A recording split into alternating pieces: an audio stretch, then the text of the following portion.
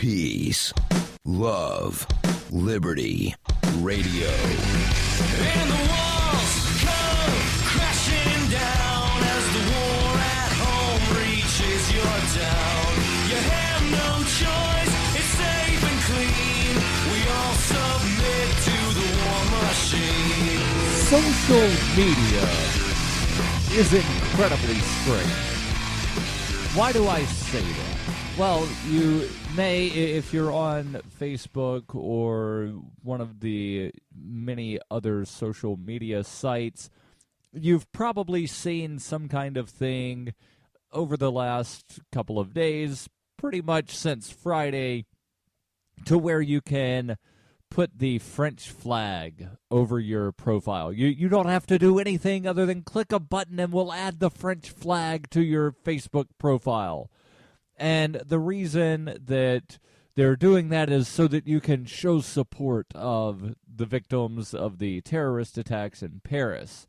But yet, there are attacks that happen all over the world, all the time, perpetrated by terrorists, but yet you never see any of these social media sites allowing you to put the Lebanese flag over your Facebook profile. You never see any of these sites allowing you to put the Afghan flag over your Facebook profile picture. You never see any of these sites allowing you to put the Yemeni flag as your Facebook profile with just the click of a button. Certainly you could if you wanted to. You could open up a image editing software, find the flag that you want, make it semi-transparent, overlay it, save, and then upload the picture.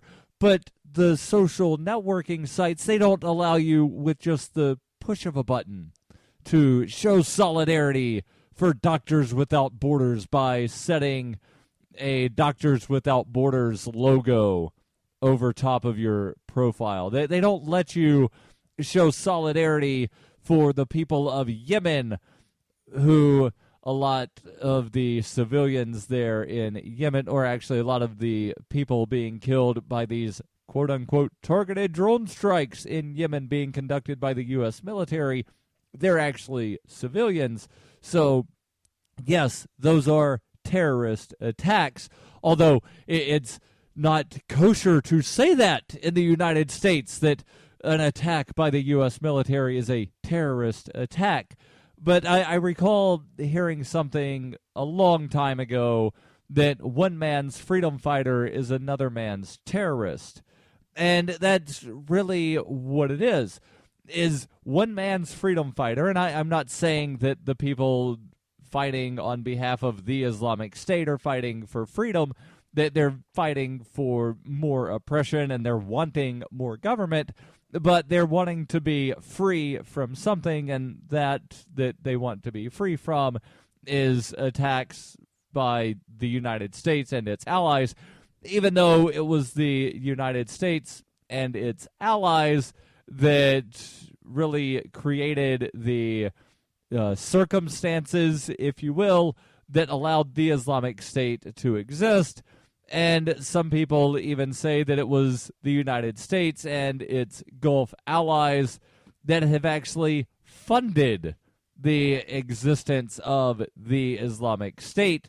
Now, in the past couple of weeks, actually within the past week, well, let me just say the past couple of weeks, because it's now been about 4 days since the most recent of these happened, but within a 7-day period, there were 3 major terrorist attacks conducted by the Islamic State. There was a Russian airplane that was shot down.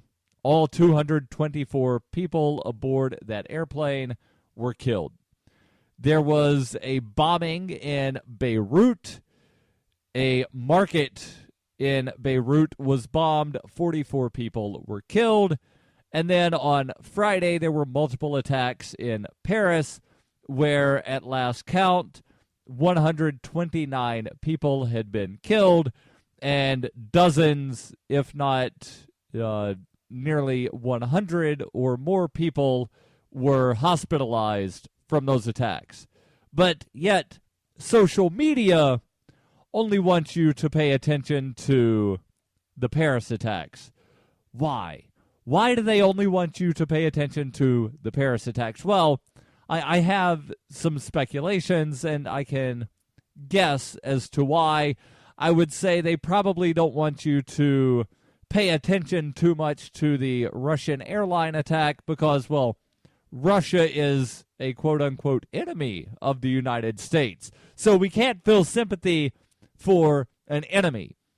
Beirut is in the Middle East.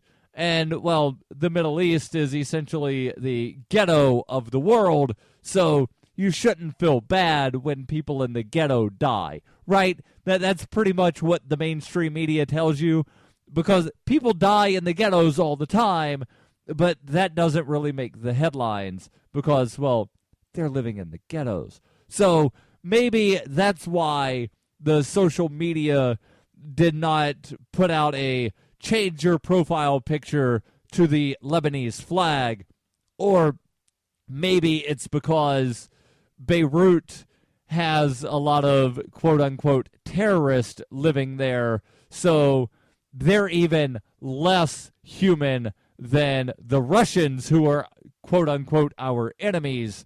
And, well, France, well, the French people, that's Europe, they look like us. That's why you should care about Paris, because they look like us. They're practically American. Although, what was it?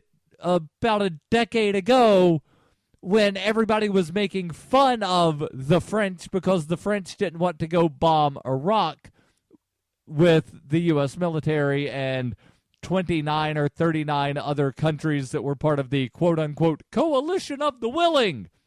That's why we called them freedom fries and freedom dressing and freedom toast. Remember freedom fries and freedom toast and freedom dressing? Because we couldn't say the word French, because to dare utter the word French was to utter cowardice and to promote cowardice. But now, because, well, the French military is actively bombing the Islamic State, and there's some level of blowback, now we're supposed to all stand in solidarity with the French. Well, I, for one, stand in solidarity with all victims of terror, whether it's committed by an enemy foreign or an enemy domestic. And I realize not too many people would call the U.S. military an enemy domestic, but when they go around bombing hospitals and killing people at weddings, you're damn straight they're a terrorist organization and therefore an enemy to freedom. So I stand in solidarity with everyone regardless of where they live if they are a victim of terror. Now, I'm not going to, every time there's a terrorist attack, change my profile picture to overlay the flag of whatever country was being bombed by some terrorist organization. But I just think it's incredibly odd that social media would just react the way they have and stand in solidarity with France, but they forget everything else. I've got more that I want to talk about in this thing, as well as the response in just a moment. Hey, this is Michael Dean from the Freedom Fiends radio show. I've been working with computer programmer Derek Slopey to create Fiend Phone. I'm using Fiend Phone right now to talk with and record one of my co-hosts in real time. Take it, Davi. Hey, this is Davi Barker, and I'm 1,000 miles away from Michael, but we sound like we're in the same room. We sure do, Davi. So, Davi, please tell the nice people more about Fiend Phone. Fiend Phone is free, open-source software that opens up a global world of possibilities for collaborative, high-quality remote voice media production, and I'm digging it. People can try the Windows beta version of Fiend Phone right now at fiendphone.com. But we're also raising money to vastly improve Fiend Phone and vastly improve independent talk media worldwide. So go to fiendphone.com to help out. Who will build the audio roads? We will, with your help. That's fiendphone.com. FEENPHONE.com. Foxtrot, Echo, November, phone.com. Fiend Phone. I never knew remote audio could be this good.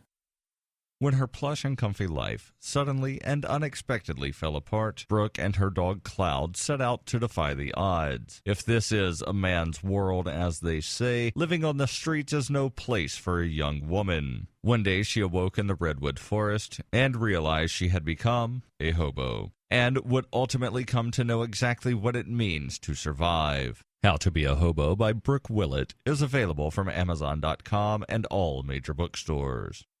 You're listening to Peace, Love, Liberty Radio with Darryl W. Perry. So before I continue, I want to make sure that I tell you about a way that you can keep your money in the free market. That is, if you use free market money. Do you promote Bitcoin as an alternative to this fiat-centric world? If so, then you need Spend-A-Bit in your arsenal. Spend-A-Bit is the search engine for things you can buy with Bitcoin. Spend-A-Bit aggregates millions of products from thousands of Bitcoin-enabled merchants. Keep your money in the free economy. Spend-A-Bit. Use my affiliate link, spendabit.fppradio.com. And if you're a Bitcoin-accepting merchant, like I am, ask about their merchant suite to reach even more customers.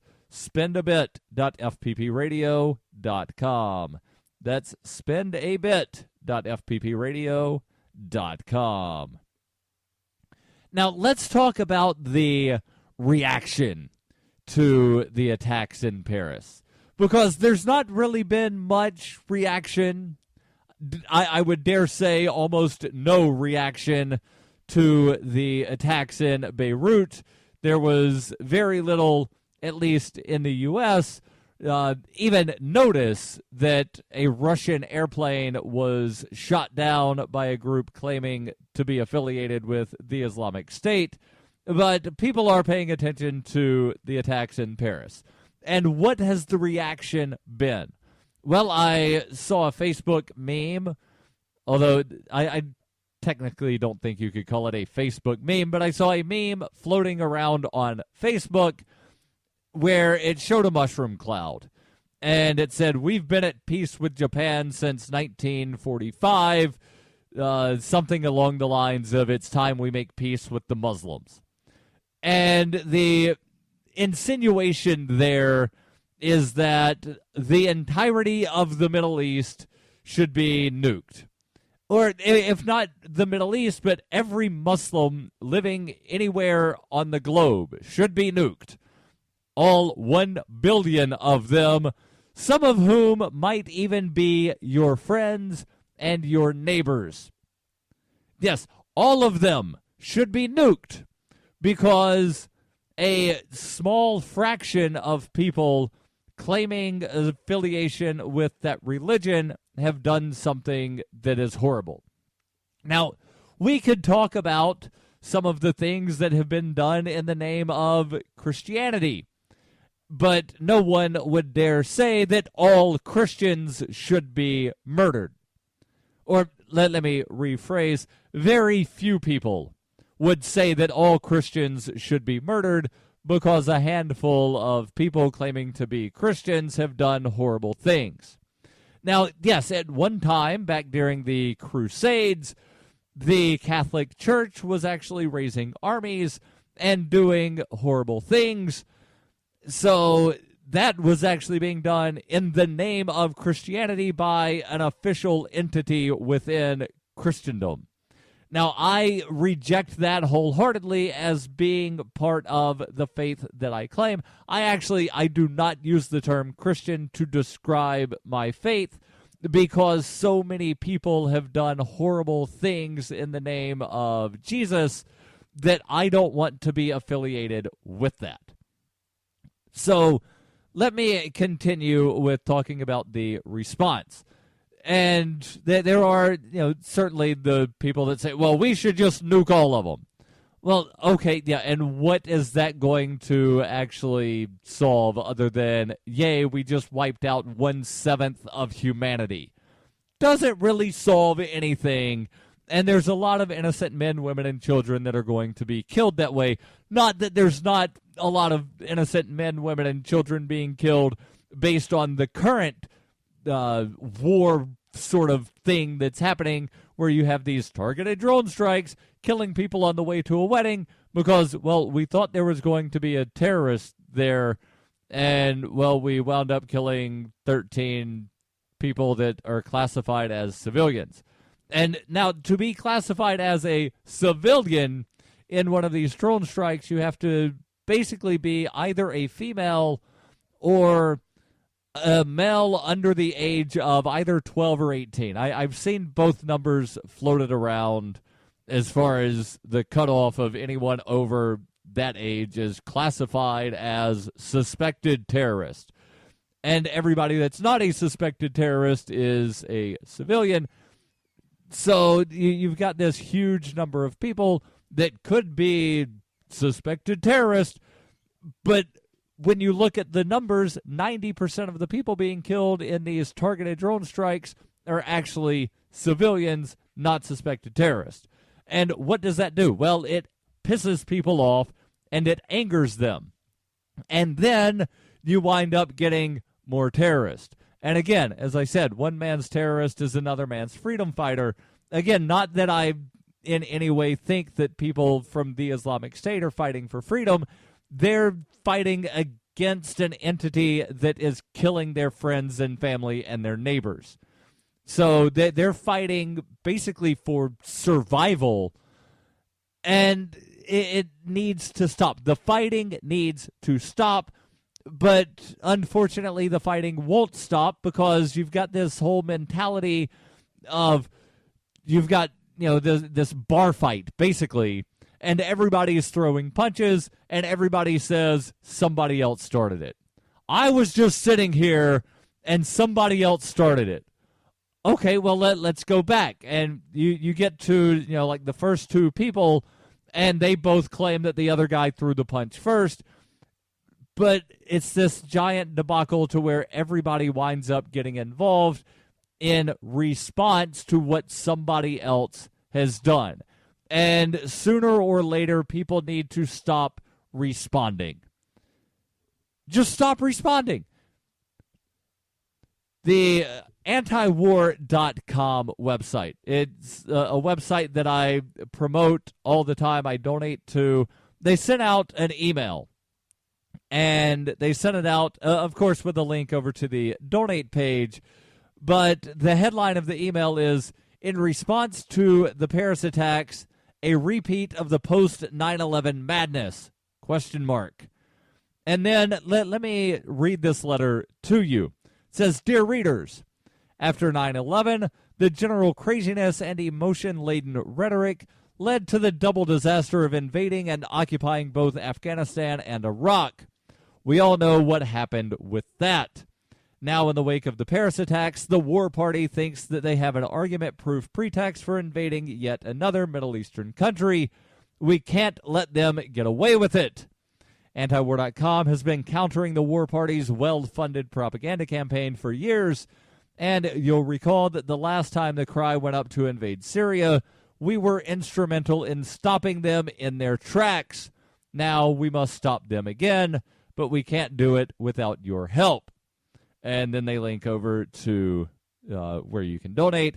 And they also say that it's essential that you should take a chance to read an article by Justin Raimondo on the Paris attacks. I will post the link to that article in the show notes. You can read it at your leisure. But let me just reiterate one thing here before this segment ends. We should not attack Syria. The last time it was debated, Scott Horton says, we didn't attack because people cared so little about attacking them. But now people actually care, but that still doesn't make it right. Just say no to more war. Stay tuned. The Doublespeak Dictionary by Leslie Starr O'Hara satirizes the marked difference between the ideal of we the people and the reality of we the elite, while offering an insightful glimpse into the clockworks of the totalitarian mind. Ever irreverent, but never irrelevant, the Doublespeak Dictionary serves as a subversive and humorous, but timely reminder that the emperor has no clothes. The Doublespeak Dictionary is available from Amazon.com and all major bookstores.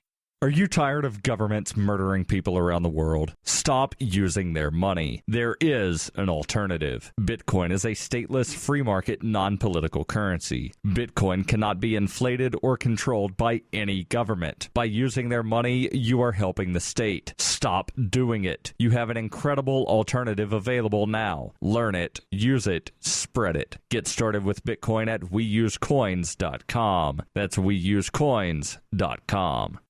It is the year 91,001 BCE. Witness humanity's origins in Hyperchronius, a classic role-playing game for Windows PCs with a story like no other game before. The liberty-oriented experience that is not to be missed. Go to zog.ninja to get your copy of Hyperchronius today. Use the code FPP to get $1 off. Hyperchronius, zog.ninja, code FPP. You're listening to Peace, Love, Liberty Radio, online at fppradio.com. Let me change directions here and talk about something a little more light-hearted. And hopefully it will, give you an upbeat perspective on the rest of the day. And what exactly am I talking about? Well, fantasy sports. Yes, I realize that I'm not a sports show, but I have talked about sports a fair amount recently. But this story came out last week, and it's something that kind of directly affects me, but not really, and I'll explain.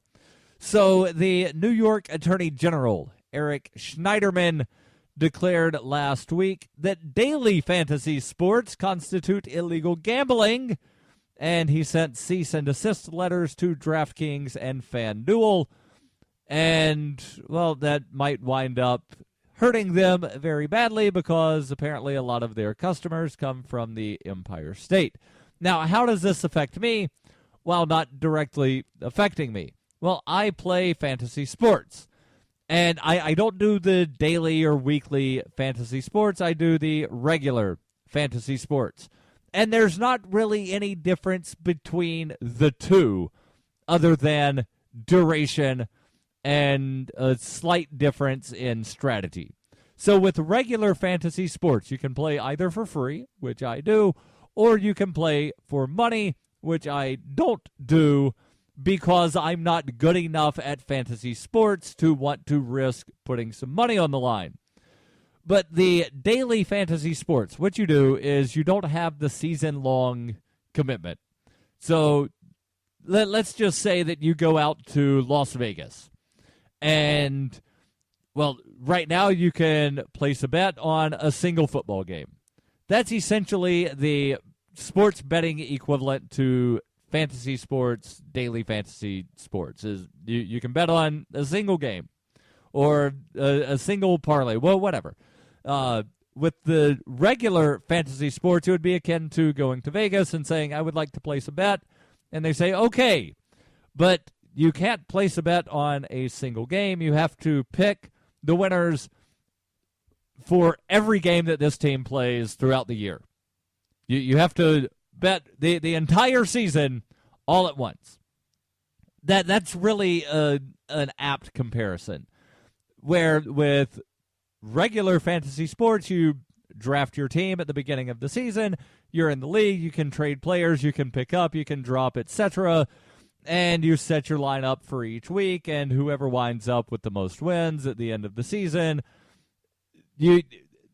depending on how it's done, either whoever has the most wins at the end of the season wins the league, or they'll have a playoff at the end of the season, and whoever wins the playoff wins the league and thus wins the money.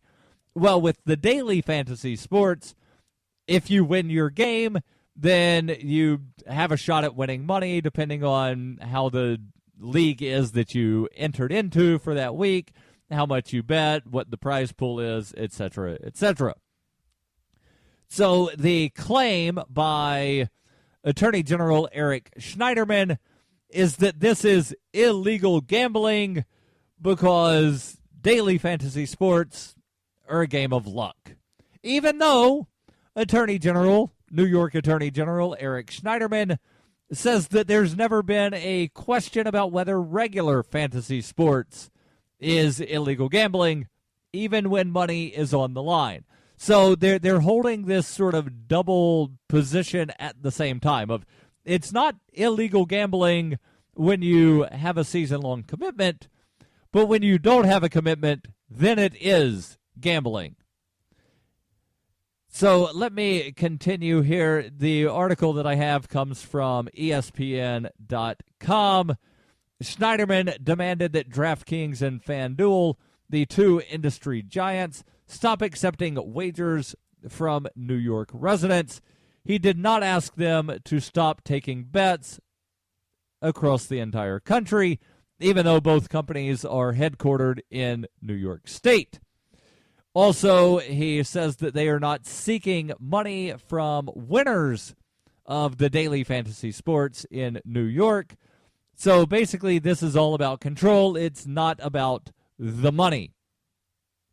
Schneiderman wrote in a letter on Tuesday of last week, "Our review concludes that DraftKings and FanDuel's operation constitutes illegal gambling under New York law." He also said that it brings about all of the societal ills or societal hazards, something along those lines, that other illegal gambling creates. But yet, it should be noted that the New York state government operates a lottery.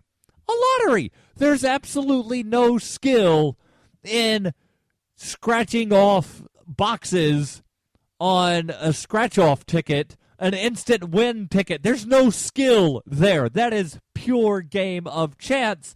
But that's legal gambling. And I guess because it's legal, there are no societal harms that are created from that form of gambling. Well, because we benefit from that. We, the government of the state of New York, we benefit from the New York State Lottery, so therefore it has no societal harms. Now, please go purchase your Mega Ball ticket and help educate children, because if you don't buy a Mega Ball ticket, we'll have to raise your taxes. That's really the difference here, is that there's this sort of hypocrisy coming out of the Attorney General that, well, this is illegal gambling because we say it is, and we say that it's a game of chance, therefore it's bad. But please, buy a lotto ticket. Buy several lotto tickets, because we have to educate the children, and we don't want to raise your taxes. Now, how much money is involved here in daily fantasy sports? Well, Schneiderman says that he has reasoned that the customers of the two largest daily fantasy sports sites, that being DraftKings and FanDuel, say that they have awarded more than $3 billion in combined in prizes in 2015. He says they are clearly placing bets on events outside of their control of influence, specifically on the real game performance of professional athletes. Yes, and it takes a lot of skill to determine which professional athlete is going to have a good performance against another set of professional athletes. And now, certainly there are things that are out of your control and out of the control of whatever, but really, allow me to ask this question. How is daily fantasy sports any different from a practical standpoint than, say, day trading stocks on the New York Stock Exchange? I say that they're basically the same thing, although with daily fantasy sports, you're not actually influencing the economy or having the possibility to influence the economy. Again, I'll post the link to this article in the show notes for your reading pleasure. And if you happen to be anywhere in New Hampshire, come out to Portsmouth for the free Uber Rally 6:30 tonight. I'll see you Wednesday.